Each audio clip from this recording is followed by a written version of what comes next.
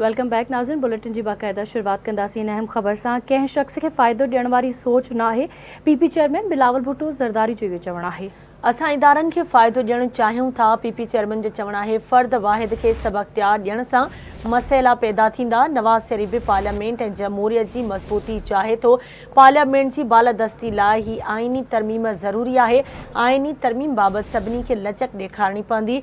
PP chairman जो चवणु आहे समूरियुनि जमायतुनि खे अपील आहे त इतफ़ाक़ राय ॾांहुं अचो। हिकु भेरो ॿीहर अव्हां खे आगाह कयूं पिया। अहम ख़बर आहे पीपी चेयरमैन बिलावल भुट्टो ज़रदारी जो चवणु आहे त कंहिं शख़्स खे फ़ाइदो ॾियण वारी सोच न आहे।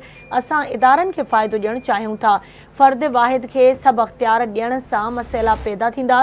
पीपी चेयरमैन जो चवणु आहे नवाज़ शरीफ़ पार्लियामेंट ऐं जमहूरियत जी मज़बूती चाहे थो। पार्लियामेंट जी बालादस्ती लाइ ही आइनी तरमीम ज़रूरी आहे।